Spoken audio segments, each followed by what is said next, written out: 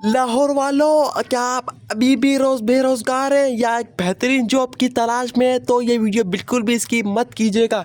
गुल अहमद जेडॉट के मशहूर brand ideas को एक ऑफिसर की ज़रूरत है, इन्वेंटरी ऑफिसर की, जहां आप कपड़े खरीदते हैं, जहां आप को लोकेशन है Karachi Lahore. Qualification graduate, experience सिर्फ 6 मंथ का, फ्रेश भी अप्लाई कर सकता है या थोड़ा एक्सपीरियंस वाला भी अप्लाई कर सकता है। आपके पास स्किल में इन्वेंटरी सिस्टम एक्यूरेसी, स्टोर को मैनेज करना होना। अप्लाई कैसे करना है? बहुत सिंपल, अपनी CV उठाएं, सेंड करें इस ईमेल एड्रेस पर और स्क्रीन पर दिए व्हाट्सएप नंबर पर भी आप भेज सकते हैं। याद रखें, आखिरी तारीख 8 जून 2026 है।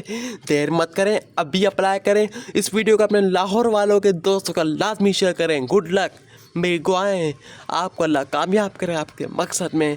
दिन चुगनी रात चुगनी मेहनत दे, तरक्की दे। हम पाकिस्तान जिंदाबाद।